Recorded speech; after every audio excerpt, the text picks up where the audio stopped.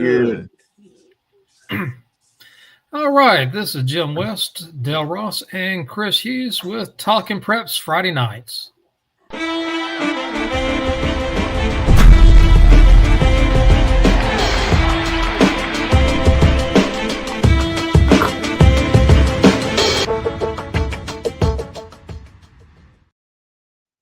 All right, many games we're going to talk about tonight. Let's go ahead and get them started. Let's go ahead and look at the 1As here. Robbinsville, no shock there, 54-17 over East Columbus. South Davidson beats Thomas Jefferson 27-12. Northside over Beargrass Charter 43-6. Wilson Prep beats Kip Pride 42-16. I thought that Wilson Prep Kip Pride game would be more competitive. Any thoughts there? No, I think about what we would have expected. The Wilson Kip game, yeah, maybe a little bit closer, but I don't think any of us would be shocked at who won these games at all. No. Okay. Not at all. All right, well, let's go ahead and look at the 2A. More games here. Got 8 games here. In the West, Corvian holds on to beat East Wilkes 31-28. I thought that was going to be a close one. Mitchell beats Mountain Island Charter 28-15. Murphy all over Community School of Davidson 54-20. I think that game might have been a little bit close at the beginning of the game from looking at some scores I received. Starmount shuts out South Stanley 35-0. In the East, East Bladen beats Manio 38-21. Holmes squeaks by North Duplin, 34-28. North Duplin was up for a good part of that game.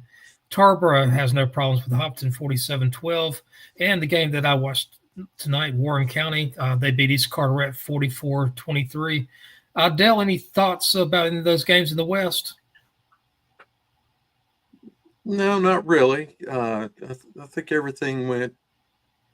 The only shocker to me maybe was the gap of margin with Murphy Community School of Davidson.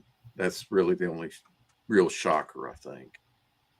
I got you. And Chris, do you think any team in the East can keep within Tarboro for the championship, for the regional?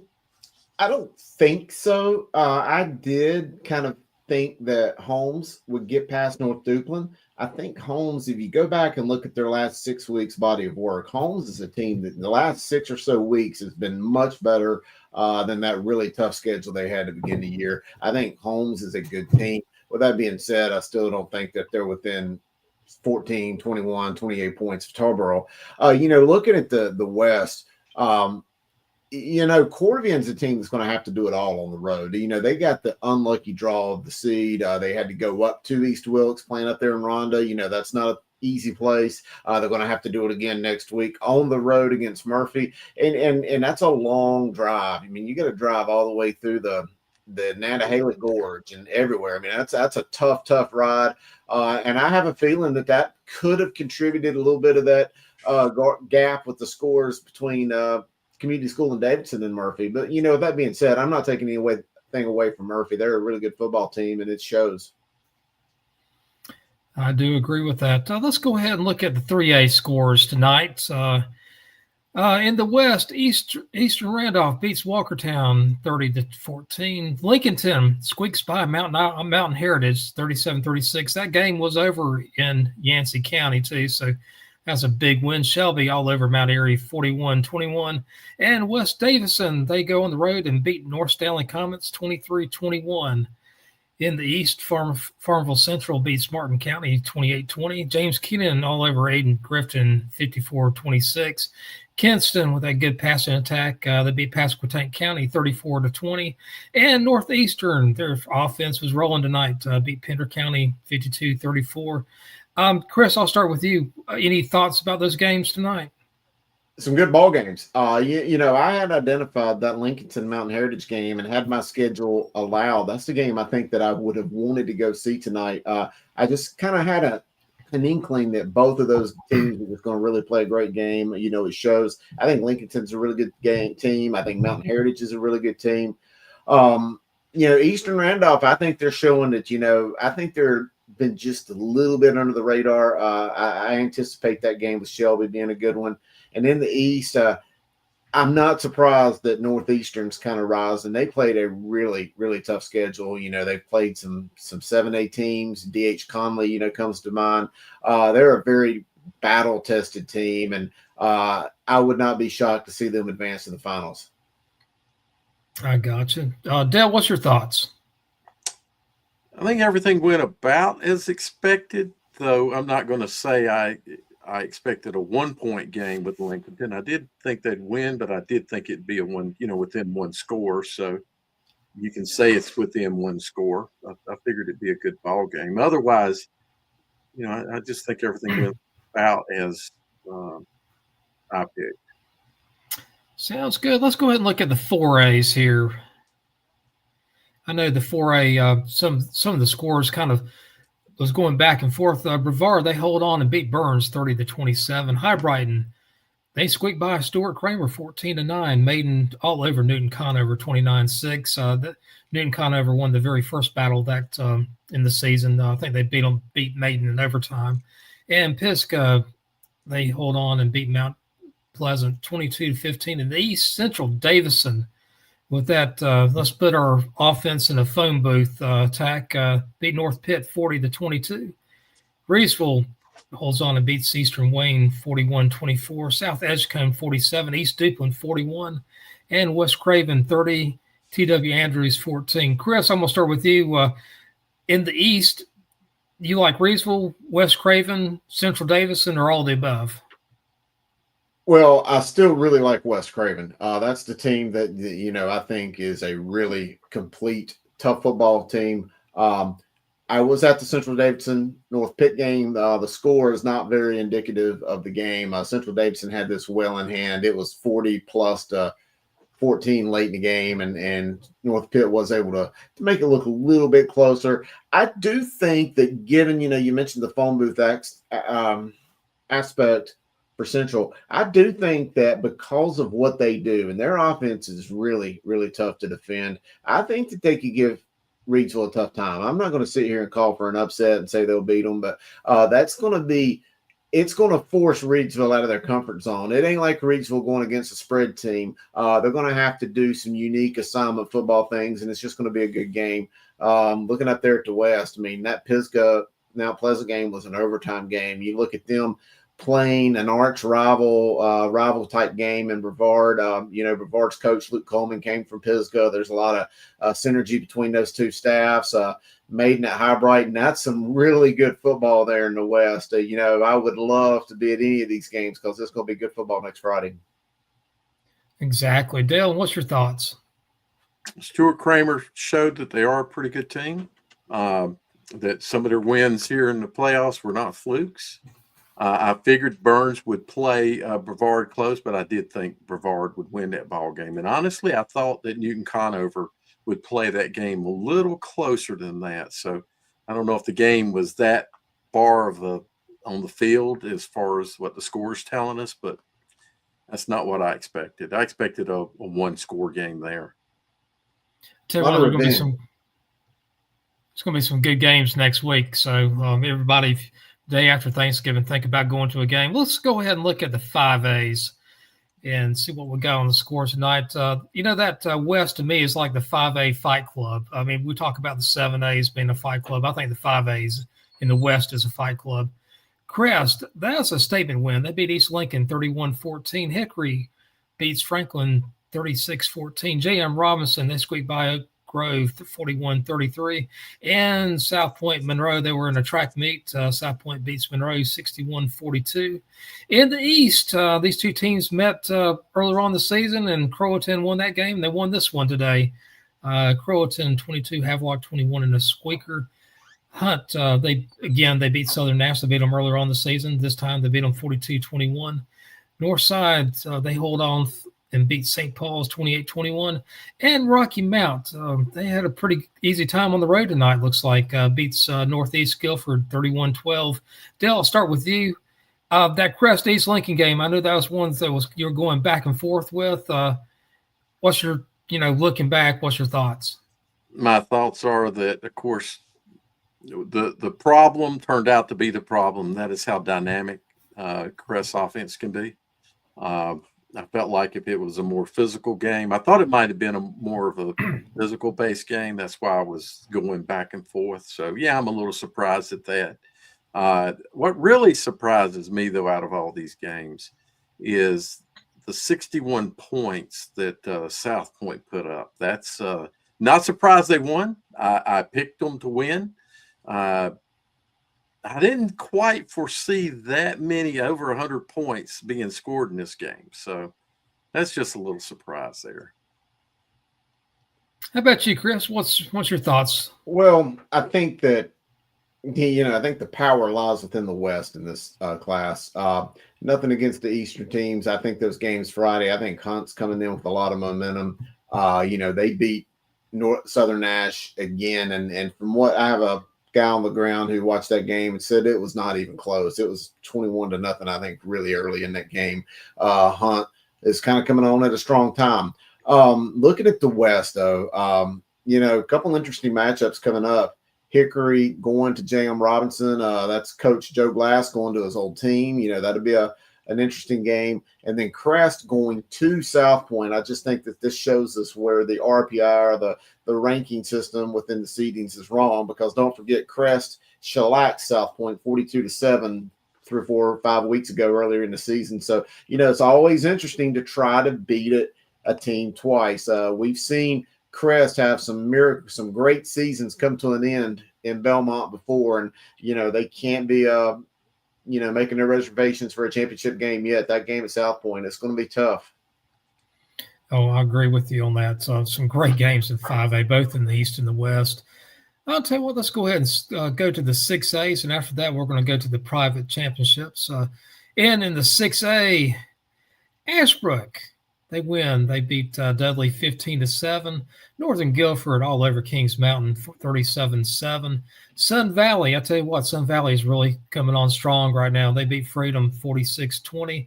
And Catholic, they gave a pretty good fight over in Boone, but Watauga wins 27-19. In the East, Middle Creek was behind for a good portion of this game. They did beat Southern Alamance 31-30.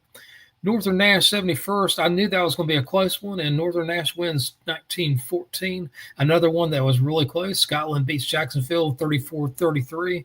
And Union Pines, I love their defense. They beat Williams 17-7. Chris, I'm going to start with you. Any thoughts? Great ball games. That Ashbrook Dudley game, I'm sure it had to be a great one to attend. I think Ashbrook led 2-0 early and held on. I saw some of those scores going back and forth. Northern Guilford, they've been great all year. That Sun Valley team, they have really come on strong. I was big on Sun Valley to start the season. They played that tough schedule. I think they had Mooresville week 1. They just kind of, they had a rough start to the season. They're starting to come on. Watauga struggling with Catholic just a little bit. I'm anxious to see that Sun Valley Watauga game. I just checked the weather next Friday night in Boone. It's going to be about 26 degrees. So, that's going to be a tough environment for Sun Valley to go up on the hill. And then looking there, that Scotland-Jacksonville game, it had to be an instant. Well, I don't know. I think that's wrong. I just got a report from someone. I think Jacksonville won. Won that game 35-34. So we got a wrong one right there. Yeah. Because Union Pines is going to go to Jacksonville. That's so right. we need to get that correct. What a miracle season for Union Pines. Coach Brian Till already reached out to me a little bit ago. That's just a great run. Reuben Davis should be really happy down there in Moore County.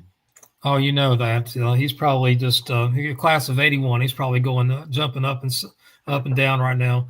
Dale, I know you know Reuben, but what's your other thoughts? Any games stick out for you? Again, not RPI, but in power rankings, Sun Valley is clearly the number 1 team in 6A. There's a gap between them and Watauga. I have liked Sun Valley. I continue to like Sun Valley. The thing that's driving Ashbrook is their defense, and so their defense played well again tonight. So I'm foreseeing that to be, I think, the Western region. I'm shocked that Catholic played that game that close. Their style of offense obviously helped them. I think that speaks to me about how that Sun Valley Watauga game may go. Oh, good point on that. Tell you what, let's go ahead and look at the private scores, the private school scores. Providence Day beats Christian 42-6, and High Point Christian beats Asheville School 50-13. I have nothing to offer about either one of those games. Dale, how about you? What can you offer for us? Is that the final score of the Providence Day Charlotte Christian? I think so. I thought they had another touchdown, but they played the game from what I could just by telling my story. They played the game close early. I was not surprised at that, and nor am I really surprised that Providence Day was able to open it up, because this is clearly a team that's above everyone else in the privates, and very possibly above everyone in the state. Period. I think they're the best team. North Carolina. I can't disagree with that. I think they could play with a lot of teams in the nation. Great season, great run for Coach Greer. Also, just to throw it out there, Rendell Parrott Academy in Kinston, they knocked off Cary Christian in the 8-man championship tonight. Oh, okay. Cool. Yeah, we don't talk about 8-man football for whatever reason. It's a fun game to watch. Yeah. I guess we don't, because we don't have it close to us. We don't have teams we can go for. But it looks like the Providence State kids really had a good time. That's great. It's always fun to watch. Yeah, I agree. Celebrate, after big wins or state championships. And it's nice to see that game here. It's been played down in Raven Gap the last several years. Yep, exactly. And it's wild. Maybe some people think it's wild. I don't. That Raven Gap wasn't playing in this, because I really felt like Christian had a great shot at winning last week. But going into that game, I was not surprised that Christian won that game at all. So yeah, it's good to see that was played in Charlotte. So High Point and the Christian, other, I was going to ask you if you guys know. I have nothing to offer on that one. Not me. No, I think they're both as expected. Yeah, that I would agree with. Yeah. Okay. Well, I don't know. And High Point Christian doesn't. They don't want to have a Division I, Division II, play each other, because that wouldn't go well. It would be about the score that High Point Christian versus. I think Providence Day would win by about that score. Exactly. If not worse. Sorry, High Point Christian. Yeah, it is what it is. It is what it is. You guys had a great season, though. You really did. You had a very good season. Very much so. Got to be proud of that. I don't know where we can go from now. We can go either to 7A or we can do something else. See if we have 7A. All right.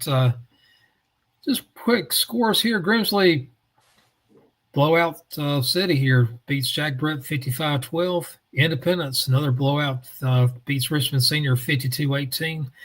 Reagan, they squeaked by Mooresville 32-31, and Weddington all over Lake Norman 42-7.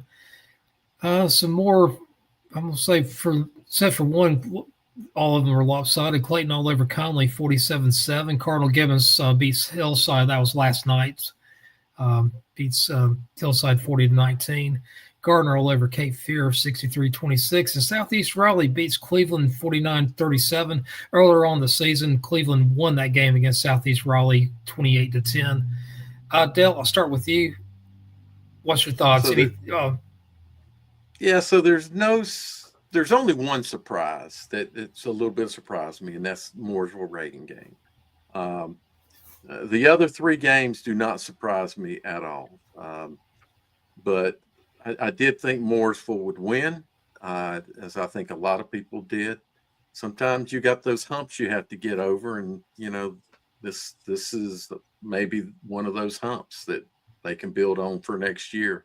And I think in the East, again, things look about like I thought they might. I thought that SER and Cleveland game would be a close game.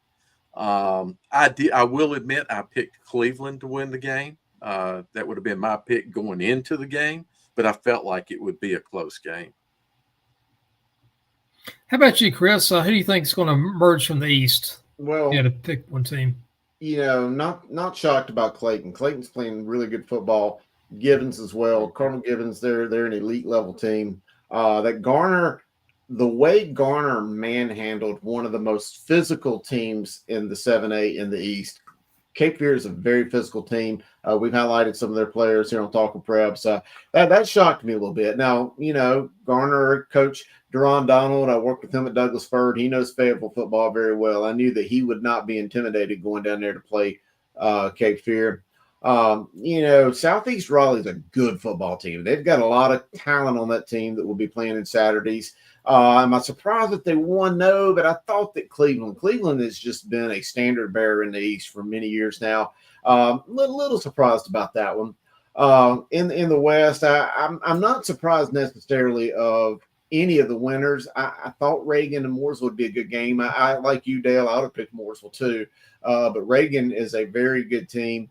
I thought Richmond would probably be a little bit more competitive. From everything I saw, I heard, I don't think that game was ever in doubt at any time, really. So hats off to DJ McFadden, all the people at Independence. That's a big one. Looking at next week, that Indy Weddington game, Reagan Grimsley. The only problem is I can't be in multiple places at one time. There's some good ball games. I think hard pressed not to want to see that Indy Weddington game.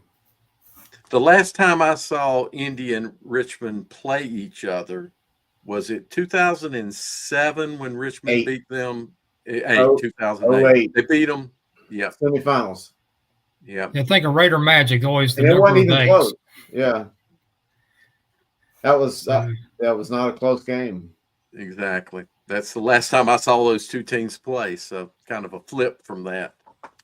Exactly. All right, let's go ahead and look at 8A. Just a few more games in the 8A left here. Huff beats West Versailles 28-10. West Charlotte 34. Myers Park 21. Were the games and the scores indicative of how those games were played? Chris, I'll start with you. I don't know. I don't have any insight on the West Charlotte game. I didn't have anybody there. I haven't really followed much of it. Not surprised that they beat Myers Park. I'm not even surprised that it was a competitive game. Myers Park's a really good football team. So I knew that'd be a good one. From my guy on the ground that's kind of giving me updates about Huff, I think that Huff was probably another touchdown or two better than West. I know that Huff was going in to take a lead at the half or extend their lead going into the half and got stopped on the goal line. So that's probably another touchdown that maybe they thought they could have put on the board. So no surprise there. I think we got the matchup that we thought we would get in the West with West Charlotte and Huff. That's going to be another big game. I can't say big enough. In the East, not surprised by any of the games. Hoggard beating Rollsville maybe by that score, although I think there's just a lot going on with that Rollsville program, but I'm not surprised that Hoggard pulled away the way they did. I thought maybe Jordan would be just a little closer to Millbrook, but golly, Millbrook, they're just good. That's going to be a heck of a game down in the Port City in Wilmington off Shipyard Boulevard. That'll be a good one. I still think Millbrook is the favorite, but good football, big time of year. Yeah, I totally agree with you. I think that 27-10 score between Millbrook and Jordan's it's more of a statement about Millbrook than anything else. Agreed. Dill, what's your thoughts? What's your thoughts, Dill? The West Charlotte Myers Park game was not close. Yeah. Myers Park fans left about midway in the third quarter. They cleared out. They the only people that were left were family. The only reason Myers Park has 21 and not 7 is JV quarterback was put in. I have some questions for when Sam comes on as to why they threw the ball inside their own 20-yard line. Why did they throw the ball? I know wanting to give the guy probably some play time, but they threw the ball and INT touchdown. There's one of your scores, and then the other score. Again, they've got got a lot of backups in, and they have a bad snap on a punt. The ball goes over the punter's head, and he goes back to get the ball. He was stopped somewhere in that. I think inside the 5-yard line or something like that. So it was not a good situation for in that way. So that's where those scores came from. So the score is not indicative of the way the game was played on the field. The Huff West Forsyth game, if whoever you are, I can't remember your name, but you posted on Twitter, because I said, when was it? Wednesday night, I guess, when I said could be a running clock. I did say could, and it should have been. I thought that Huff. It looks like West Forsyth played that game closer than I thought they would. It was real close early on in that game. It was far too close, probably, for Coach Baker's liking. So I am a little surprised, but not overly surprised at that. So yeah, we got the games that we want for next week. I believe Huff trailed 3-0 early, but they did. It was 3-0. Everything I was told by a guy I had on the ground said that it was never in question, that even though it was kind of close early in the game, that it was never, that West Forsyth never posed a threat. You know, the problem with those kind of games, though, is you should never let your opponents hang around, right? Because you don't know what's going to happen. West Charlotte had what? Well, you can have injuries and things that, take players out. So big 74 for West Charlotte. I thought he had an ankle. It must have been a cramp, but, he goes down. And, when things can happen to players, and that can change the dynamics of the game. And if it's kind of like in the Myers Park Huff game when they played back earlier, and Huff was hanging around, and Myers Park was hanging around, and the only reason they didn't hang around was their quarterback got knocked out. But had he stayed, now Myers Park could not finish drives. But the thing I don't like about that, Chris, is just letting your opponent hang around. And they were hanging around early, but Huff obviously pulled it out. Well, hopefully we can get some coaches on here before too long. As soon as we get a message that coach is around, we'll put the coach on. I want to ask you guys a question. I'll start with you, Chris. If I told you beginning of the season that West Charlotte and Huff and Millbrook and Hoggard would still be in the semifinals, I don't think you'd be shocked, would you? No, I don't think so. I mean, those are kind of some of the teams that we kind of, especially Huff and West Charlotte. I mean, I think that was almost a no-brainer. Maybe you could have made the case, especially with a lot of the hype coming into the preseason about Rollsville. And they are obviously one of the most talented teams. But having saw that Hoggard team this year and seen them with my own eyes, they're good. And quarterback Matthew Boring, he can pick you apart. Very surgical. Got a great offensive line. They run the ball exceptionally well. That Hoggard team is just really good. I don't see a whole lot of weak spots. Enormous line. They just kind of look the part. So I don't think that I would be shocked by any of these teams. Oh, I agree with you. Coach Chris, how you doing, Coach Chris? One statement. As far as in the East, I wouldn't have been shocked, but those would not have been my two picks, probably. But okay, we just lost Coach Chris. Hopefully he'll be back here in a second. Huff, and he was driving, so he may have bad signal. But Huff and West Charlotte, I think, were many people's picks. Let's go on to Coach Chris here. Coach, how you doing, man? I'm doing good. How about yourself? Oh, doing great. Happy Friday. Good win over in Rhonda tonight. I appreciate it. Tough environment, good football team for sure. I hear you. How was the weather? Did you have any rain or wind or? No rain, but it was real foggy. It was hard to see. It almost reminded me of that old Chicago game like just trying to throw the ball. It was hard to see the ball. Kicking field goals, it was hard to see if they were good or not. I mean, it was tough to see with all the thick fog. Well, that's how I was tonight. I was over at close to the Virginia border.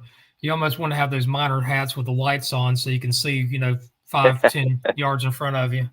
Right, absolutely. And it was scary driving home, just not being familiar and driving through there on the school bus and you just can't see. I mean, it was tough. You just want to not make sure you don't hit any deer or any people. I'll totally get you. I was the same way here. So you got to go up to Murphy. Have you ever been to Murphy, North Carolina before? No, sir.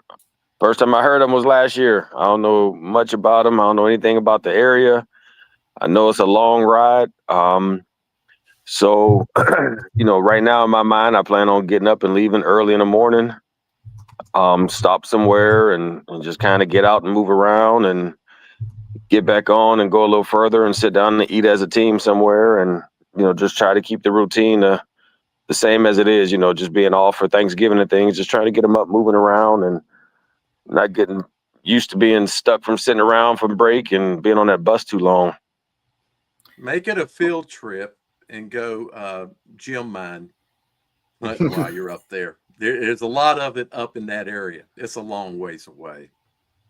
Yeah, I heard it. Yeah, I heard it was. I'm not looking forward to it, but I'm looking forward to playing another game for sure.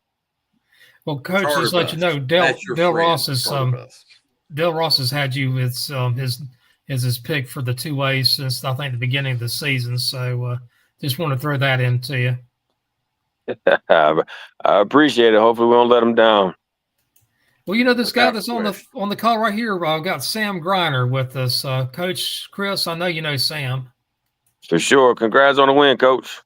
Appreciate you. How'd you guys do tonight? Did good. Obviously, you wouldn't be on here. Right. We won 31-28. You would have thought. Good deal. You thought our colors were yellow. All the flags on the field tonight, boy. Really? Yeah. Oh yeah. East Wilkes. What did you play at East Wilkes, or you had home field advantage? At East Wilkes. No home field advantage. We try to play up, but it don't benefit. So I don't know what to do. This RPI stuff is crazy. Well, that's the thing. Like what you did, it did help you. It doesn't help you in the aspect of playing at home, but it helped you prepare for the winning football. You know what I'm saying? For sure. So I understand what you're saying, though. Yeah, it's better to play nothing like it's better for like someone in 8A to play someone in 1A with like an undefeated record, but it's better for you guys that are lower, like to do what you did to prepare you for real football. So you know how it is, man. You did good. Yeah, appreciate it. Hey, Coach Emil, I had Langston throw this photo up. I was at Central Davidson tonight, and the fog was rolling in there as well, and it was hard to see across the other side of the field at times. Yeah, our game might have started like that, but when we came out in the second half, I almost wondered if they came out with smoke machines. It was that thick, like goal line to goal line. It was bad. I mean, it was hard. Like literally, we're up 31-28, and they're trying to kick a field goal, and they kicked the ball. We had no clue if it was really in or out. I mean, we were just sitting there waiting. Waiting for the officials to tell you. That's crazy. Well, good stuff, man. Sam, I'm going to ask you a couple of questions while we got you. Okay. All right. So going into the start of the game, you guys played really well, although you had a penalty that hurt you, I think, from scoring, your first touchdown in that series. There's one thing. The main point I got upset about was the rule states basically on an RPO, like when you're throwing the ball and it's like a run pass option, you can't look at, I went back and looked at the film again. You can't look where the lineman's at when the ball is, when the guy caught the ball and he's running down the field and you see a lineman blocking 8 yards down the field. You got to look at if he's within the span, so he's coming off a double team or whatever, and he's a yard and a half down the field, he's okay. He's just his momentum. He is flying, but when the ball crosses the line of scrimmage, where is he at? And then the next thing you know, that the official will see a guy running past him after the ball's been caught, and he's like, "That's lineman downfield." No, it's not. It's not lineman downfield, but that's So frustrating. you had that 2 times tonight, lineman Uh-huh. downfield. One just right after that. So 14-0 at half. I thought you guys made good adjustments to then just open the game up, and just your feelings. Although, you know what, I don't need to know your feelings. Here's what I want to know your feelings about. Why did Myers Park get 14 point number 13 and 14? Why did you throw down there?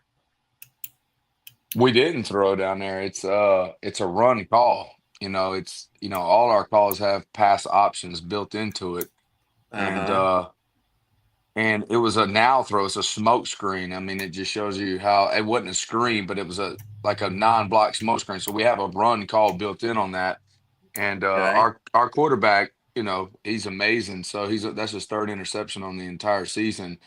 So he's very careful with the football. That kid made a great play, but I think we had the young running back in or something like that at the time, and they were playing off far enough that he liked the throw to Dante, who's a very special. So it's like a sweep for us. It's not a throw down the field. And Right. and the defensive end just made it an unbelievable, like a one-hand type grab snag where he didn't engage in the run and he bailed out. So it was kind of just a great play by him. And but it wasn't like a pass play called like, hey, we're throwing the ball here.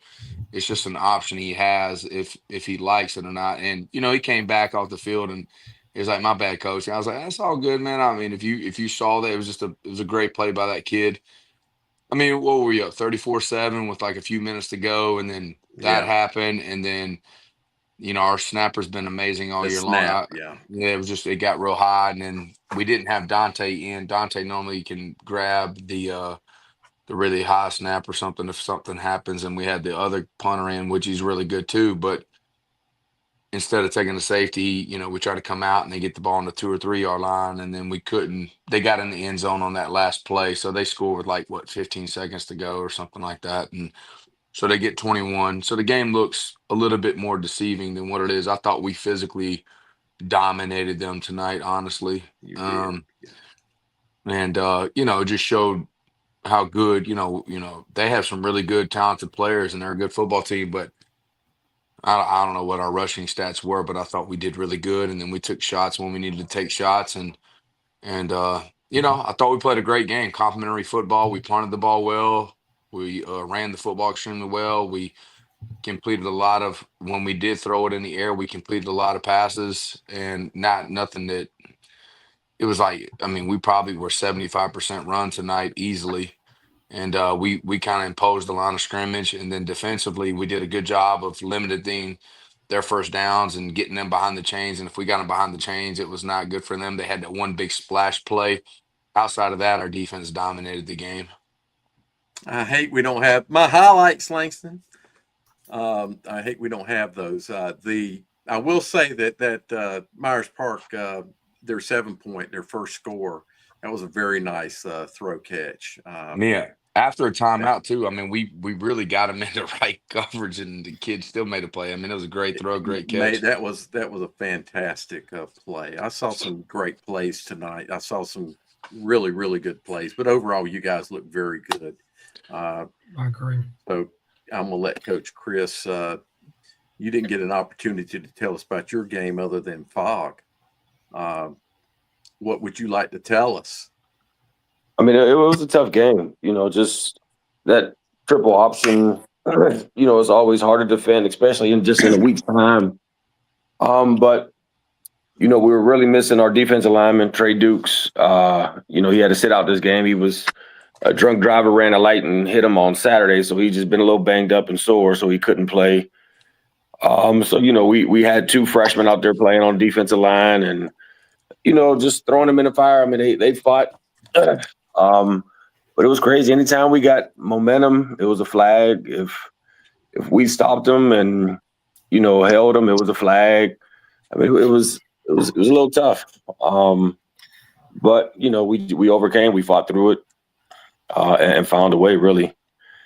For them, it was just a lot of big plays. Their first touchdown was probably like 4 flags on that drive to just kind of move the ball. One of them was just a bonehead play. One of our kids shoving the kid in a face mask. But no, I mean, the same thing. I mean, we played great physical ball. Just that offense, you get one guy out of a gap, and it's a big play, and that's all it really was. But I mean, we fought. Like I said, they had the ball the last drive with 2 minutes left, and I thought we stopped them a couple times on 4th down, but the spot didn't go in our favor, and we stopped them when we needed to, and they tried to make a field goal and came up short. I hear you on that. Well, Coach, it's so good to see you, man. You got to go to Murphy, so that's a long drive. You can't get much further west in North Carolina than Murphy, so just stay warm on that. I guess Coach Greer, Chad Greer, is on with us right now. Coach, how you doing, my friend? Great. How you doing? Doing pretty good. Chris. Coach Chris. I met him once when I went to watch Virginia Tech practice. That was it. Okay. Yeah, that's right. That's right. We all know who the legendary Chad Greer is. Okay, come on.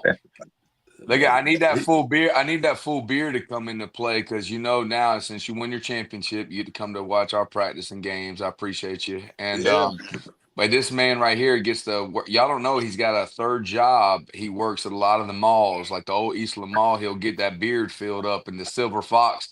It's not the kids that come, it's the moms that come see him for Christmas and ask him for presents. It's pretty crazy.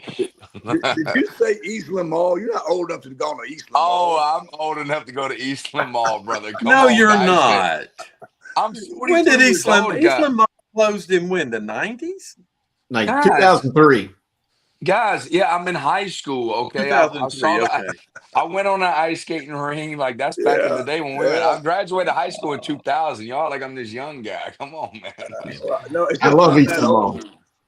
I do remember ice skating there, or actually not very well, but I saw the movie Jaws at Eastland Mall when it first came out. That was like the 70s, man, or whatever that was. 1975 or 76, somewhere around there, yeah. I was too young to be. I went in with my uncle, and I spilled a bucket of popcorn all over me. I remember it like it was yesterday. I was terrified. I remember Morrison's cafeteria. Yeah. Hey, yeah, I remember that.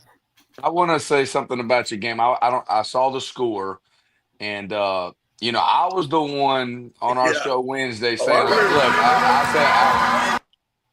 I said, I don't think it's going to be close. And everybody's like, well, I don't know if they can run the football. I'm like, you don't think Chad Greer hears this and they're going to stop the run? So I assumed you guys stopped the run pretty well tonight.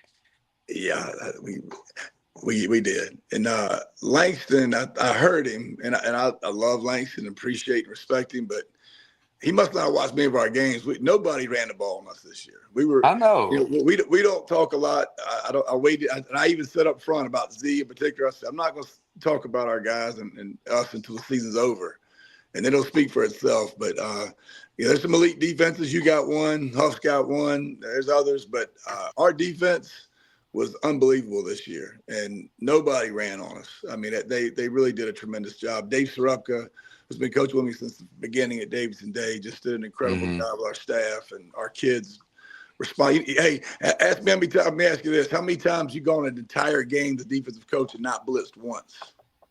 That's pretty good. Wow. You did that with just straight sound defense, huh? Ooh. We didn't blitz one single rep tonight. Played base defense, and our kids just flew around, played fast and free, and made plays. And it was just a really incredible defensive performance. Yeah, I said they'd have to make a statement to be called not the other school down the street, and obviously they're going to remain the other school down the street as today. Now look, I am a little long in the tooth. I do have a good memory though, and I remember when I first came back to Charlotte to PD.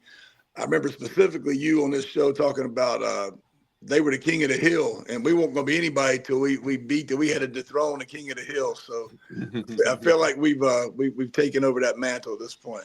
Without a doubt. Can we years ago. Can we possibly get Providence Day and West Charlotte to play like a home and home game series? Yeah. We got to win. Look, they're done. They're champions. He's gonna come check us out. if we can win and take care of business, then we'll discuss that. We've always talked about scrimmaging and practicing with each other. We would love to play like. How about 27-28? So I mean, go ahead and let's go ahead and talk about that now. Let's go ahead and get that. We hope. I mean, if we take care of business, we can see them first game of the season next year. We'll see how that works out. Okay. We'll see. Yeah, they played in the Bank of America game like 9 times out of 10 years if it was done. So this is the only year they didn't get to do it. So you know how many, like, guys, y'all know, I'll tell you a funny story. Do y'all know how many women come to games just to watch it? The ratio at his games is at least 60-40 women at games. Like my own wife. All right, so this is disturbing. So I'm only intimidated by one man, and it's not Andy Capone. I love Andy Capone, but this man goes into Orvis where my wife works. She's the manager. And they called me and basically said, we got a silver fox in the building. And I'm like, he's a good looking fella. He really is. Just them humbling blue eyes just get you. And I was like, baby, don't look in his eyes, okay? This is a very awkward conversation. Is anybody else feeling awkward about it besides me? And no, I'm enjoying it. I'm enjoying it. Although his wife is kind of awkward. She's a lovely lady. She was very helpful. That's right. He definitely outkicked his coverage. She's no doubt. That is true. That is true. Sam was afraid of Andy Capone and worried about Chad Greer. Intimidated or we're learning about jealous Sam's weaknesses. Now, that is true. Now we need is Coach Baker to see these weaknesses and find a way to exploit them, right, Sam? That ain't gonna happen. We'll take care of business. I got to look at him on film. I'm looking forward to it. I hear you. Well, Chad, congratulations. You are the person that helped me understand or appreciate what kids do in private. I don't know if you remember way back when, but sometimes I probably didn't give because of the shorter, which is something you can't control. Yeah. And of course now Sam's playing in the private version of the public school. Look, I'll be honest with you. I think that's one thing we're doing right.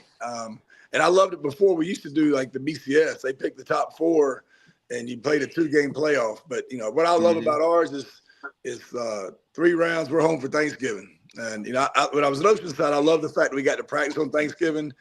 But I'll be honest with you, it's great to be done by Thanksgiving. I mean, we all put 8 months of the year into this. And 100%. I agree. Our seasons are too long, no question. I agree. And look, not that I have a dog in that hunt, but I'm a huge high school football fan, and I have great respect for coaches, and I know what they put into to running any program, any season. And as I think some of y'all know, my mom was a career teacher in CMS. I grew up in CMS. My parents went to Harding. My aunts and uncles went to Independence and East, and those guys deserve a whole lot more money than they're being paid right now. And I agree. I'm 100% supportive of figuring that out. There's plenty of money in the school system to figure that out, and they need to do that. Well, I can't wait. If the two of you guys can work it out, maybe the first week of the season, get West Charlotte and Providence Cadet to play. Can we win a couple more games before we talk about that? I will definitely do it, but let us get to their level. You know what I'm saying? We're like 5th, 6th, 8th. Langston come out with a Sweet 16. We'll be 15th next week. So. Oh, come on, beat Muhammad Ali. Start beating that chest here. See, Chad, Sam needs a few more weeks of success so his recruiting will improve. Oh, boy. He does a good job of that. Oh, God. Here we go. Oh, Sam, I forgot to tell you, you're a recruiter. I can't remember his name. I'm joking. Sam does not have a recruiter. He does not have a recruiter here. I would tell you, I do listen to y'all stuff. I think y'all do a great job with the show. And I'm a big fan of Andy Capone. He does a great job. But I did hear him talking about his team, and he kind of caught himself at one point about how the program was built. And then he started naming off guys that were playing well for him. And one was my kid, and one was the corner from the school down West Charlotte. and then one was a kid from West Charlotte, and one was, one was a kid from North Mac. And I'm like, I thought Weddington was the neighborhood school. It was supposed to be the community school. They've done a pretty good job of expanding their neighborhood. Yeah, their neighborhood is grown. That's a good point. Good point. But but like I say, that he does a tremendous job. There's so many guys in our area that just run first class programs and just really good coaches. It's fun to be a part of it. And man, I tell you, I'm a little giddy right now because I can't say enough about our coaching staff and what our guys did with our kids this year and played against a lot of those guys. I mean, so another thing Ground used to give me a hard time about. So, well, y'all, any given day, y'all could play with anybody, but you couldn't do it week after week after week. So we wouldn't schedule 5 in a row of 7A, 8A, big boys. And, we other than the Roman Catholic game out of Philly, and they were really good, we didn't have a game close to 20 points all year. No, it was probably one of your best performances in your career, I think, as a dominance program. Y'all did a great job, and kudos to you, man. You deserved it, and no doubt, dominant year. I appreciate it. Again, that credits the staff we've got right now. Jalen Hill with our offensive line, and Dave with the defense, and just literally Gary Green, Tamario Baldwin, just the whole staff was incredible. And the kids responded to them. The kids loved each other. It just was an incredible vibe this year. So it was a very fun year to coach. I'm a very complete. Are you going to expand your national schedule? Who knows? I mean, we're not. Honestly, I don't enjoy going to Raven Gap, much less I told Coach Free, I ain't trying to go to Philadelphia. I mean, I'm too old to get home at 3 or 4 in the morning bus rides. Yeah, I hear you on that. Why does he need to think about it? Why does he need to go outside of the state when North Carolina is one of the top 5 states easily in the nation? Yeah. And you know what I'm saying? Like you could get 1 South Carolina game, you can get 3 games like he's doing this year. Like, I mean, say they play West Charlotte next year and you play a Roseville, you play a Huff, or you play, anything, and then you play a Dutch Fork or Northwestern. I mean, shoot, that's as much talent you could ever play against. And they do that a good job, no doubt. You're exactly right. I mean, there are so many talented teams and so many great players in the Carolinas, but just in Charlotte, I mean, I'm thrilled that we're able to get these Charlotte games going. And, they're fun games, fun gates, crowds are great and there's a lot of interest, but I mean, I love playing the Charlotte schools and the surrounding area. I think that's plenty. Yeah, there's some great games there. Coach Greer, thank you so much. Yeah. I just wanted to tell you we are so proud of you and just we want you to celebrate this great wins. I want to go back to Coach Chris. I want to talk a little bit about take care, guys. Okay. Chris, one question I wanted to ask you. You went to the state championship last year. This year, you got 3 different places, different locations. You got Lenore-Ryan, you got Chapel Hill, County Stadium, Durham. Any preferences, or you'll go anywhere you want to go, or anywhere they send you? I'll go anywhere. Not being from here, of course, playing at NC State last year, and Chapel Hill. I think we scrimmaged at Lenore-Ryan. We scrimmaged against Burns, but the other place I never even heard of. So. County Stadium, yeah. Now, I mean, I'm sure our guys would be willing to lace them up in the parking lot if we had to.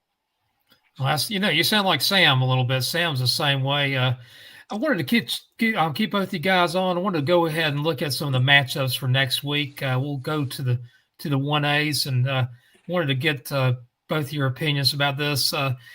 Robbinsville, I think they're a team that's on the destiny, and that Wilson Prep Pinetown game, that's going to be a good one, but I think Wilson Prep's going to win that one now. Any thoughts, guys? I don't know enough about these schools, to be honest with you. I like Robbinsville. I like Robbinsville and Wilson Prep making it out. Yeah. Well, let's go ahead and look at the 2As. This is and everybody can see the scores on the left. We've already gone through them, but on the right, Corrigan has to go over to Murphy. I'll tell you what, that is going to be a fun game right there.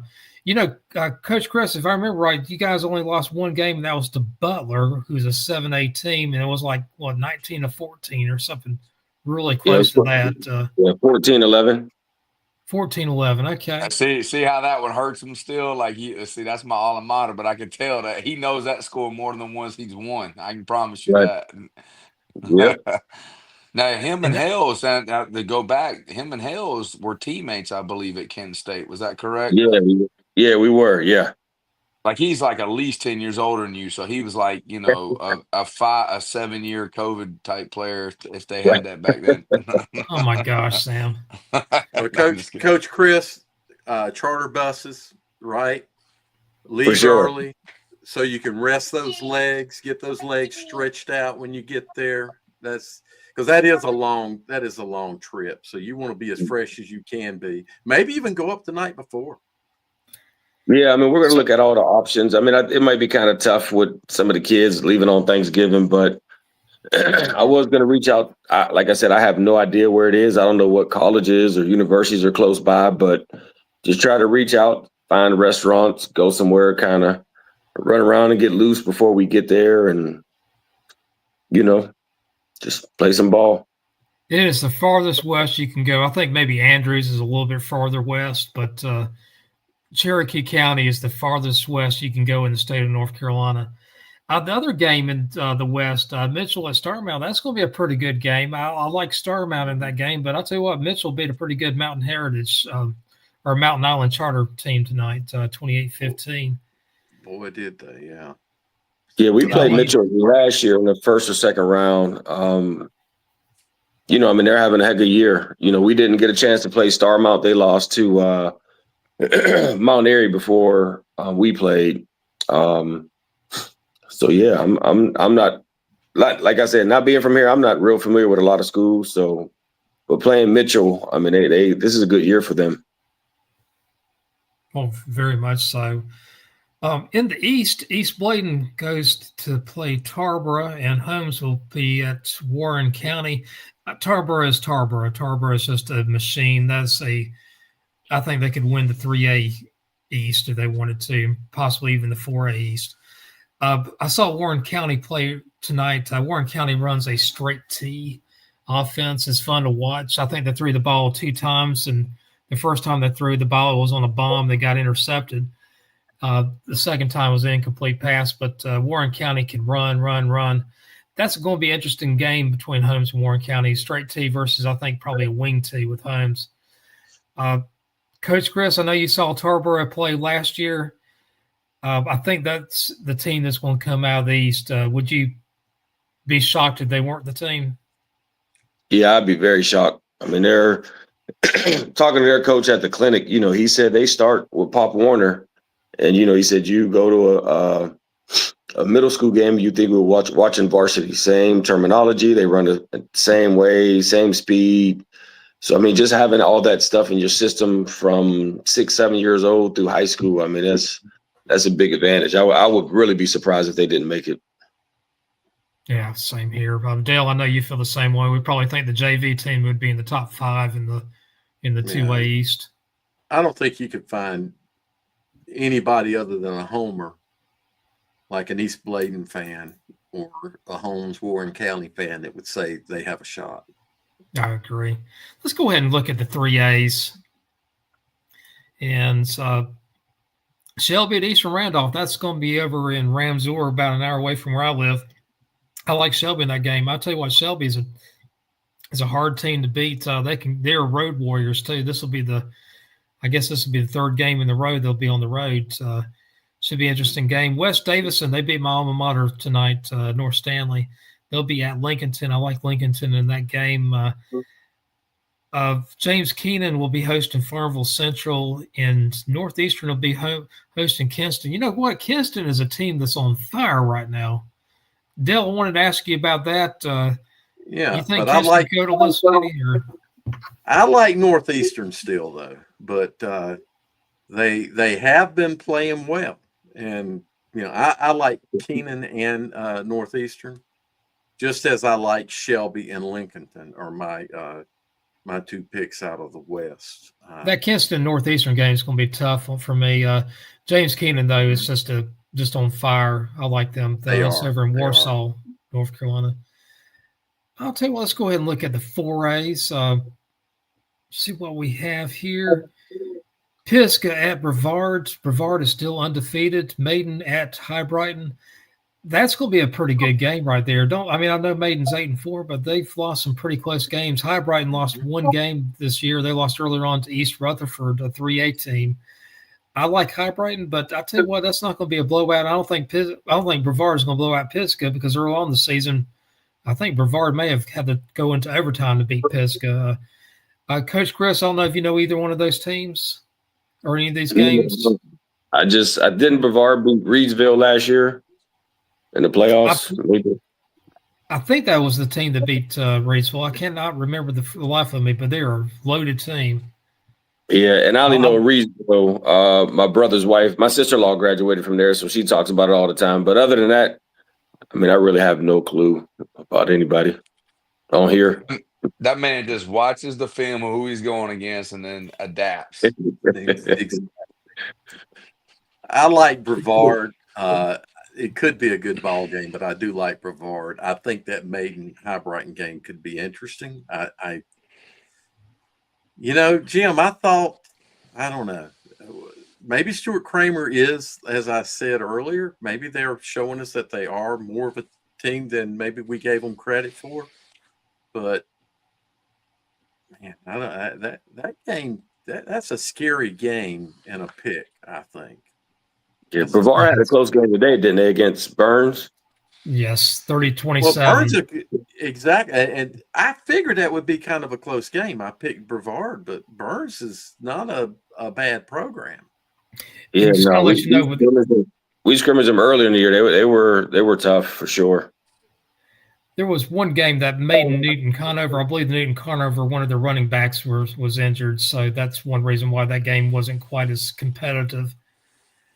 In the East, Central Davidson will be at Reedsville. Reedsville is a machine. They're a dynasty. If there is one of the dynasties, along with Shelby in the 3A. Yeah. Southwest Edgecombe will be at West Craven. I tell you what, West Craven, I'm big on them. I know Chris Hughes is huge on them too. That Central Davidson Reedsville game, that might be the game I'll go to next week. That's about an hour away from my house. Reedsville is kind of a spread offense, and Central Davidson is let's put everybody in the phone booth and move the ball down the field. West Craven Eagles, right? Is that right? It's getting late, man. Eagles. I think anyway. Yeah, I like West Craven. One of those bird teams. So, it's one of those bird things, yeah. Yeah, what was it? West. Right now, I'm so tired. Is it West Charlotte Panthers, Lions, Tigers? It's the Lions. That's right. So Lions, Tigers, Bears. Oh my, that's what you need to say. There you go. Always. I'm too tired to even say that. So let's go ahead and look at the 5As. Oh, I tell you what, Crest at South Point. Crest blew out South Point early on the season. I don't think it's going to happen twice, but I like Crest in that game. Yeah. Hickory at J.M. Robinson. I'll tell you what, people dismiss J.M. Robinson. This is a game, though, I think Joe Glass has probably got circled. He told me earlier on the season J.M. Robinson is one of those teams that he tremendously respects. I think that's going to be a slobber knocker of a game. Croatan. South Point and Monroe, 61-42 basketball score. That's unbelievable. Had a track meet. there. Croatan beats Hunt, or it's going to be at Hunt. And Rocky Mount is at Jacksonville North Side. You know what? That West is so much stronger than the East. I hate just to say that, but it's true. I mean, I think the weakest team in the West would be the best team in the East right now. Oh no, there's no question. And again, I like to look at power rankings because they take into account, who you play, what their strengths of schedules are, your true strengths of schedules, etc. And when you look at the power rankings, Jim, all four of these teams are in the top 5. And the other team that's in the top 5 that's not here is East Lincoln. And then number 6 is Monroe. So just from power rankings, these guys are power ranked way, way, way higher than the Eastern teams. I think that's some tough matchups there. Crest and South Point are 1 and 2. Right. South Point did have trouble with Crest earlier, but let me tell you, South Point's it's hard to play, and there's been many a times that Crest has walked out of Belmont with a loss. So that could be a good game. You know what they say? Those that ignore history are doomed to repeat it. And I just like Crest so much that I might be one of those people that ignored history, but I'm gonna stick with Crest on that one. They're the favorite, I think. Yeah, they are the favorite, but I don't think they can go in with an attitude of we slapped you around last time. I think that's dangerous to do that because it is dangerous. This is not one of those. Well, and so this is this. The whole thing about it's tough to beat, a good team twice. Well, the reason is because it's a good team. Right. But they slapped South Point around the first time. So has South Point made the adjustments through the season that what adjustments do you expect them to make though? Growth. Yeah, I don't know. I think that Crest is. I don't expect it. Yeah, I can't see that within a 21-point game at all. Just learn how to hold the defenders when the refs are not looking. That's the way I look at it. You think Crest is going to blow them out again? No. Yes. Oh, you do? Okay, I don't. I think it's going to be. I don't. What is a blowout? 21 points? Like 21 points. Madden, you're turning the game off. I define a 21-point win as a blowout in my book. Okay, or like yes, but I just think that you got to understand Crest has played South Point so many times that they have they understand the rules of stopping it. South Point gets on people that don't understand the rules of the triple option, and I think Crest can spread them out on their defense and athlete for athlete. I just think it's a little bit different there, so they can't stop Crest. And then Crest has the ability now of the identity of who South Point is for over the years that I think that they can, obviously stop them enough times. You stop them 2 times, next thing you know, it's 21-0. So over the years, Sam, Crest has always been a dynamic team, meaning dynamic on offense. They have ability to hit you both in the air and on the ground and with screens. I mean, the whole gamut of an offense, Crest has always ran, whereas South Point has always been that triple option style of offense. And, they play. Wait a minute, they play each other. But my point is, they play each other every year, so it's not a new thing for them to play, and South Point doesn't know how to adjust to Crest, or Crest doesn't know how to adjust to. Yeah, but it wasn't like the last game they played wasn't a 40-point game. It was a big margin game, but as you know, things can happen in games that maybe make them a lot further. A lot further apart. I think it was 35. I'm looking at the score right now. It's a 35-point margin. 35-point margin. And the moral of the story is, guys, go to a football game and check it out. See which one's right. See if it's Dale. See if it's Sam. See if it's neither. See if it's both. Who knows? Let's go ahead and look at the 6As if we can and see what we got on here. I see a lot of them Crest all day. Yep. So on the 6As, who we got playing? We'll get the 6As up here in just a second. Yeah, I can see Crest on there all day.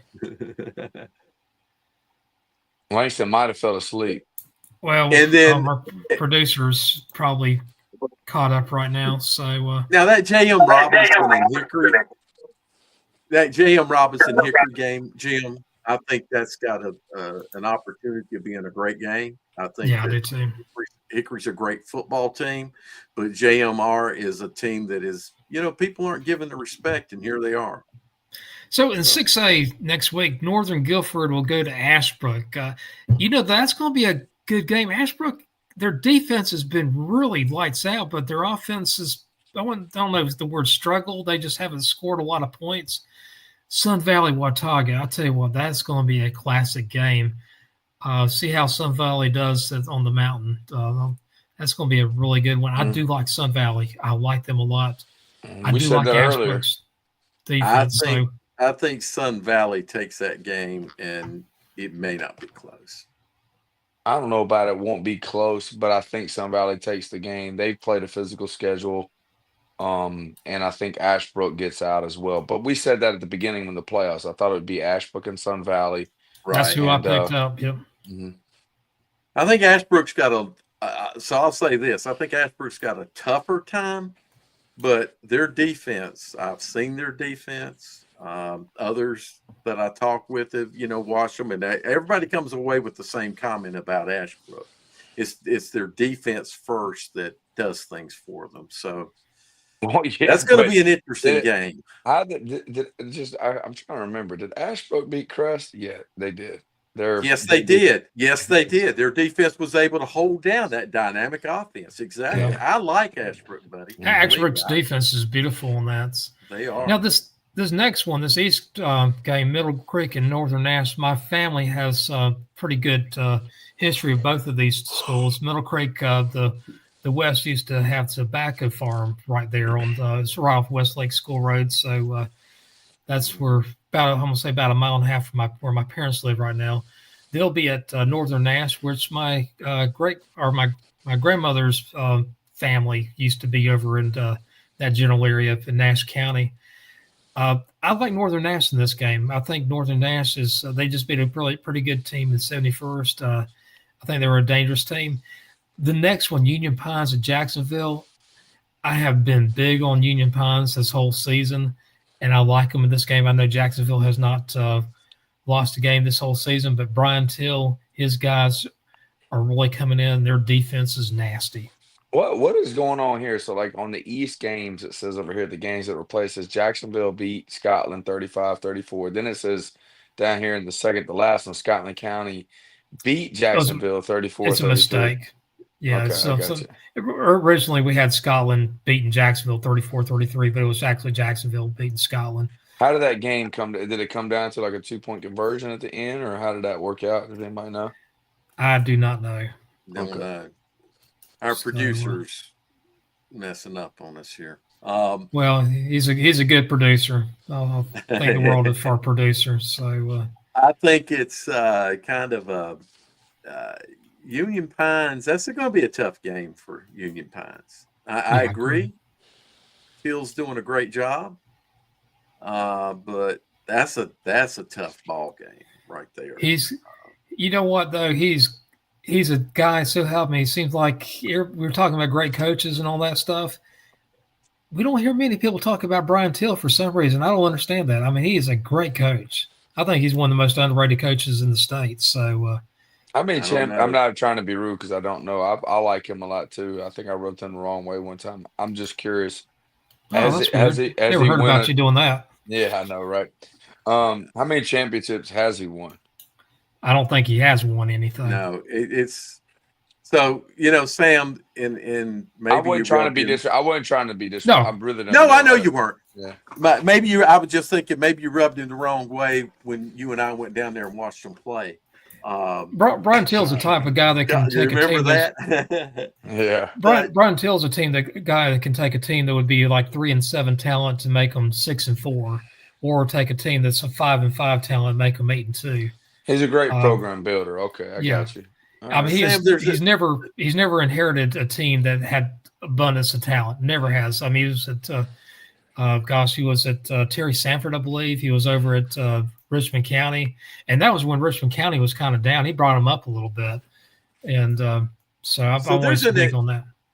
There's an expectation, and sometimes it's unrealistic. These expectations are. And so there's an expectation in the Richmond community to a certain level that they think they should be at. Too many people remember back in the 90s when Richmond was one of the North Carolina team that was nationally ranked. Yeah. And people still kind of have those expectations that Richmond can be what they used to be. I think that was Brian Till's maybe biggest issue at Richmond was not I him got you.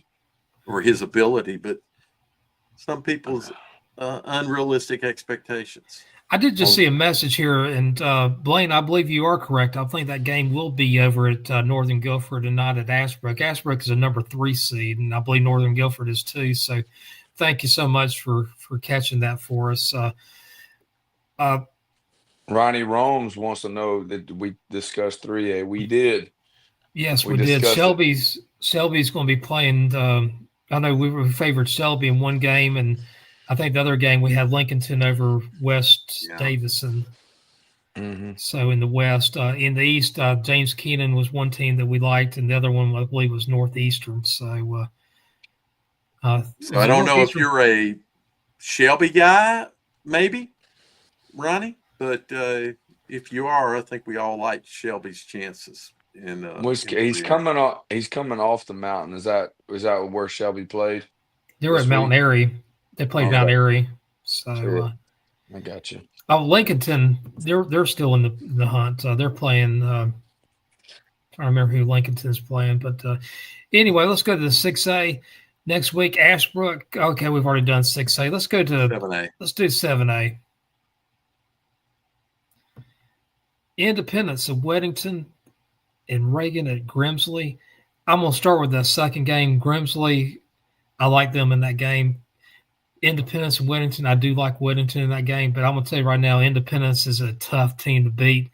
And I would not be surprised at all if Independence wins that game. So yeah, I mean, I picked Independence earlier in the brackets. This is before Grimsley's quarterback came back, obviously. So I would take Grimsley overall just because of the quarterback coming back. I think that brings a different element overall. But I do, you know what? I think Independence is clicking on all cylinders right now. And, they put up a 50-baller or something like that on Richmond County. And, so that's pretty explosive game. Defensively, they did some really good things too. So, I mean, this is going to be a big time game. Independence is probably wanting to get back to this game. If you remember when they beat Butler in the quarterfinals, was it a couple years ago? Games. And, Independence wasn't prepared physically, they said back in the day, for Weddington. And I think that over the years, they've changed some things, and I think they want to see if they're ready physically to get, into a game with Weddington. And so I think that'll be a great game to watch. I mean, no doubt. Reagan, obviously, we should have listened to our fellow colleague, Brian Hales. He said that their running game is going to be elite, and I guess that running game did come into the hold versus one of the 4 corners. We thought that Mooresville would be playing in this game, possibly with Grimsley, where most of the guys on the panel. And so, but Reagan came out. Hales was the only one that was kind of really sticking his neck out for Reagan, and so that's pretty impressive. Reagan win. I don't know what the score was, but I think it was a tight game. What does it say? It was around 32-31, real tight game. Exactly. In the East, so my concern, Sam, is that I was at the Independence Weddington game in the playoffs a couple of years ago, and Weddington just physically, it was an overwhelming situation of disparity between the two teams. I don't think this time it'll be that, though. I think the gap is narrowed. I see what you're saying, Dale, but I've played, we played against Myers Park, who got the best of Weddington early in the year. And I think Weddington just they weren't quite into the phase that they're in now, but Independence wasn't either. So I think both of them are clicking at the right moment. They're both going to clash where they're both hot. So it would be an exciting game. If I wasn't going to my own game, I'd probably go to this game. So that's where you get that double pie next week. I forgot, or the week after. I forgot about that. So my question really about that game is, if Independence doesn't get overwhelmed by physicality, then they can make it a game. But if there's still that disparity in the physicalness of the teams, because that Weddington's still got a very, very good front seven on defense. And yeah, I mean, there's very comparable. So I mean, you have some comparables that I mean, Independence played Malley Creek and physically dominated them. Malley Creek physically dominated Myers Park, uh, who beat Weddington early in the year. So, I mean, there's some comparable games that physicality. I'm not concerned personally at the moment for Independence's physicality. The tradition of Weddington, they're wanting to get back to the championship. That's the more concerning thing there that, they're playing at Weddington. That's a tough place to play. They have a great environment there and they have very talented players. Independence is, playing at a great pace right now that, I mean, like I said, if Independence is able to get out a little bit, like a 10 point lead, and puts a little bit more pressure on Weddington. See, the thing about Weddington is that, the DBs, they have explosive players at Independence. And if those guys get in space, they can expose some things. But Weddington does have a great front, like you said. And both of them extremely well coached. Capone has the best track record out of anybody in North Carolina right now. Him and Chad Greer, phenomenal track record of just dominant throughout the years. So that's good. And I don't Why know. don't This you is a great. lazy eight? Why didn't you lazy 8A guys take the bye next week? And But then that'd I be could too go to easy. that game. That'd be too easy. It would have been too Let's easy. go. Why not give us Thanksgiving? Well, this is a tradition though to kind of practice on Thanksgiving Day. We're thankful to be practicing. Exactly. So well, let's go ahead. We're running out of time here. Let's go ahead and look at the East. Southeast Raleigh at Clayton, and the second one is going to be Gardner at Cardinal Gibbons. I do like Cardinal Gibbons in that second game. I think Cardinal Gibbons is just a hard team to beat. Although Gardner had a great win against Cape Fear, a very physical team tonight, beat them 63-26. I still like Cardinal Gibbons. I think their defense is just outstanding. That Clayton Southeast Raleigh game, that's going to be a slobber knocker. Beginning of the playoffs, Clayton was playing just as good as anybody in the 7A East. Right now, I think that game's a toss-up. I thought. Remember, I was thinking that Southeast played Clayton already because I thought I saw it in the text message earlier. But That when was my mistake. everybody was taking Cleveland going in this game, and I was kind of a little hesitant. I thought Southeast Raleigh just their ability. I saw them in 707s. I know 707, but they have a lot of athletes and they have a lot of gifted people in the front. And they're playing really good football right now, so they're scoring some points. So we'll see. That would be a great game on the East. Oh, yeah, it's going to be some fun stuff. Let's go ahead and go to the 8As, and we're going to start out with the East. We'll do the West at the very last one. Millbrook and Hoggard, two undefeated teams. The teams in the 8A, there's only one team that's not undefeated. I'm not going to mention any names here, but only one team that's undefeated that's not undefeated. But Millbrook at Hoggard, that game is going to be at the Port City. Millbrook is my team. I think their defense is just phenomenal. I love their defense. I love their coaching. Some great men over there at over in Millbrook, North Raleigh. I'm going with Millbrook. Am I sane or insane, Sam? No, I like Millbrook. I mean, I think Hoggard. I mean, they put a whooping on a very explosive Roseville team. I mean, that's a big win. And I mean, getting off the bus, we've all said this. I mean, from Providence Day to us that've seen Roseville around. When you get off the bus, Roseville is one of the most beautiful looking athletic teams, big, fast, strong. And I don't know what the disconnect was this year. And it could just be chemistry, it could be a lot of things. But that's an impressive win, 40-14 over them. It makes me. I don't know enough about Hoggard, to be honest with you. I know a little bit about Millbrook. I know some of their players. I've met their, Cypher, their linebacker. I've seen him at LSU. He's a great guy, big kid, very athletic. They got the great defensive man too. Millbrook, one of the best defenses in the Hall of Football in North Carolina, no doubt. Well, I saw Hoggard play earlier on the season, and they got a great passing game, good offensive line, strong defense.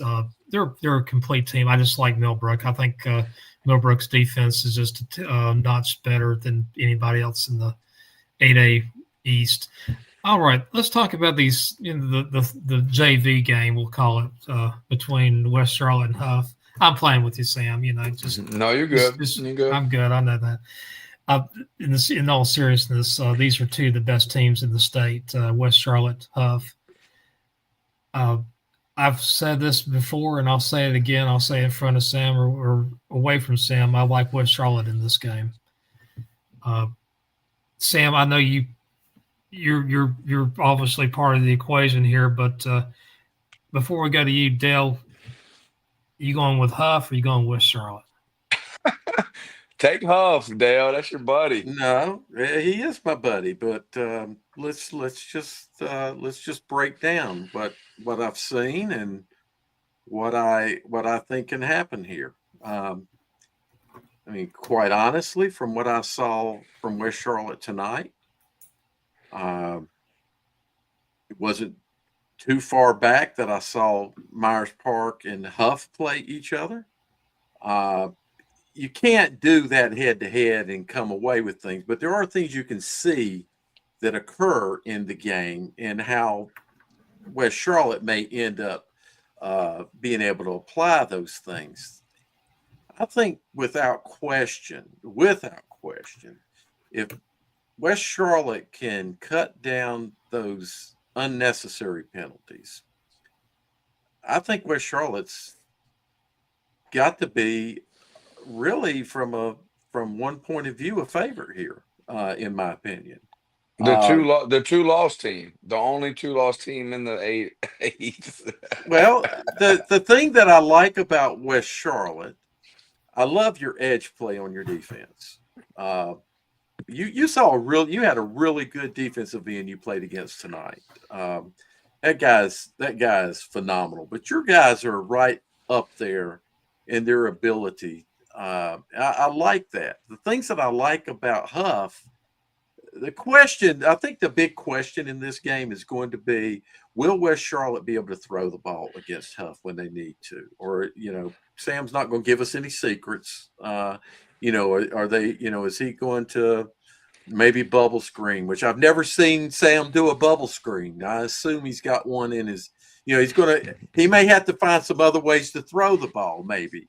But that's probably the bigger thing. I do believe West Charlotte's run game is phenomenal between the tackles. It really, you think about a West Charlotte team and you think, well, a team like that's got to get out to the edge. But these guys do great stuff between tackles.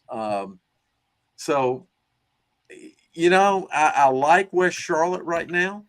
I think this game is going to be a real tough game. It's going to be a game of defenses. And I was asked tonight, and I'll say it right now, I think only one team's going to get into the 20s if they get into the 20s. And that team will be the winning team. I don't think both teams will get in the 20s. I think it's going to be that kind of defensive game. So a 21-14, 21-17, I can see that kind of stuff happen. Oh, one final thing, Sam. I thought you were going to kick a field goal, and you called a timeout. And I told someone down there, I said, he's going to kick a field goal when you're on the 5-yard line. Mm-hmm. And you came out and went for it. Good job. Thank you. That was a good call. I would like to see you kick a field goal to give your kicker some, he made a field goal the other day, or the last game we played. Yeah, but he's done some good jobs. I really like the play that we've been working on all week, and I thought it would be there. And it was there, and we got in the end zone with it. And then guess what? We got to see our field goal kicker go ahead and kick about the same distance for an extra point. So it was lovely. Exactly. So Jim, what happened there? They just, against a pretty physical team. Yeah. Huff's a physical team. Myers Park is a physical team. Yeah. And they were able to run the ball between the tackles. Quarterback could do it. Backs could do it. I mean, yeah, we had three running backs going tonight. 3 running backs, 4 actually towards the end. But we did a good job. I thought we imposed our physicality on them, and and we told them going into the game, we just think our DNA is different. That's what our pregame speech was talking about, and I just said that our DNA is different on the forward than the team we were going against, and they're a great football team. They got a lot of great players, but at the end of the day, it just means a little bit more to us, and we wanted to make sure that they understood that on the field. And it was a tight game. We were up 14-0, then they scored late.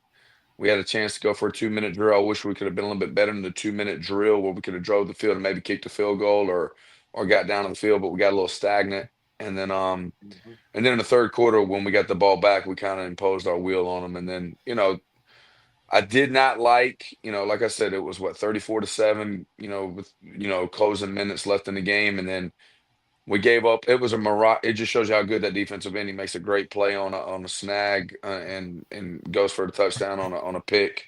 And then, we gave up. It's like we forgot punt team was out there and we had to punt the ball and then we got disillusional. I'm just like, coaching staff and, players were all like celebrating a little too early. And we still got 2 minutes to go in the game and we gave up some points where it's a little, our defense really gave up 7 points tonight. That's what they gave up. That's it. And so, Sam, I wanted to ask you this. Go ahead. I was just going to say, I think Hoggard's got a chance. I like Millbrook, and that would be my pick. I think Hoggard's got a fighting chance. They got a puncher's chance. They've got an opportunity. Right. But I do think Millbrook's the better team. Okay. One thing I was going to ask you, Sam, this is the moment. I know you're not going to give Huff any type of bulletin board material on this show. We've been doing that all year. We've been saying stuff all year long, back and forth, I guess. So this is. So let me do it for you. Let me give them the bulletin board material for you. Wow. Okay. I'm joking, Sam. I'm not going to do that for you, man. I have enough people hate my guts anyway. No, the thing about it is I like Coach Baker. I mean, I think he's a class act. I think he has a great team. And it's just a gut feeling for me, to be honest with you. Would not be surprised if I'm 100% wrong. But, Sam, give me your case. What do you think? What do you expect Friday night, the day after Thanksgiving? Guys meet up at 7 o'clock. Hopefully it's at 7 o'clock, at Huff or at Panther Stadium. Panther Stadium. It ain't going to be at Panther Stadium. I'm going to tell you that now. Okay, but that would be pretty cool. But now we'll go to Huff. That's fine. Tell the fans, what do you expect?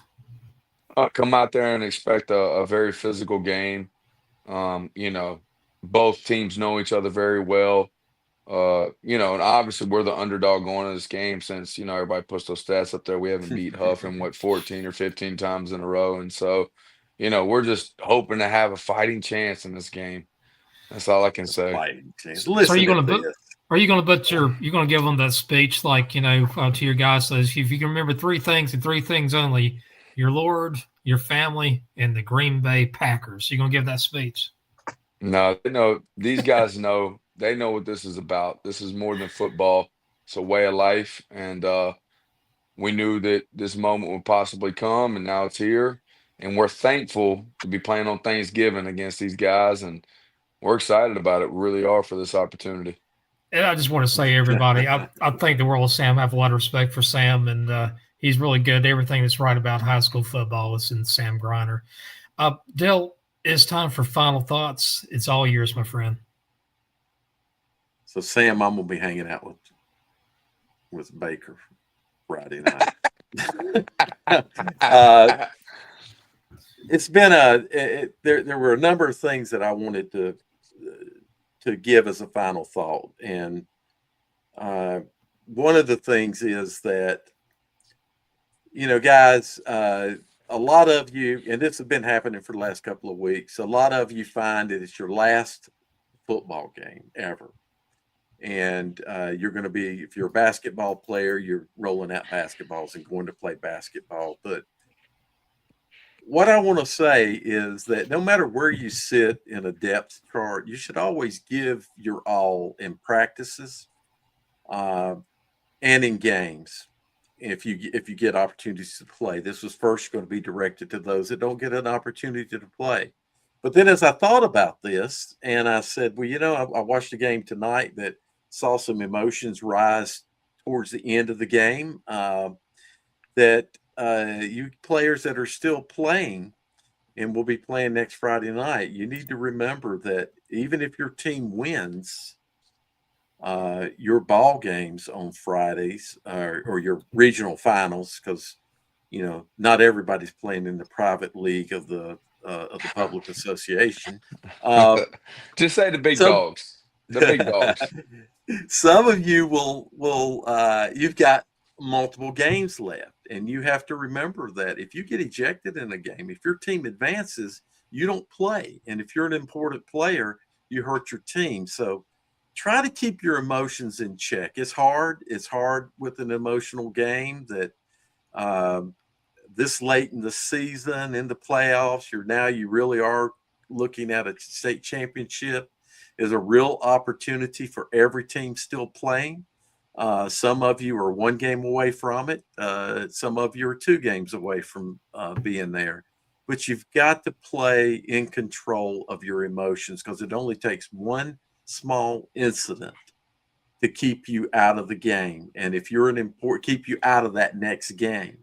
And if that next game is either the state championship or in the 8A classification or in all the other classifications that play real football, to keep you out of your regional final game. So please, give it your all, but keep your mind set on what you're doing and what your goals are, and don't let your emotions ever exceed where your mindset should be. Emotions should never drive you. They should assist you, but never drive you.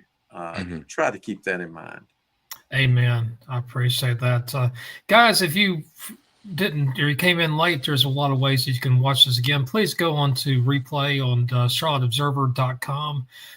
There is you can listen to our coverage of tonight, and also you can watch our Sunday show that's going to be coming on. A lot of different places you can come in here. Monday, we'll talk about players of the week. Tuesday, talking preps. Wednesday, talking preps.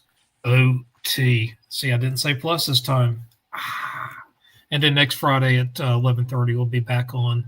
So from Jim West, Dale Ross, and Coach Sam Griner, thank you so much for joining us. We'll catch up with you soon. Take care.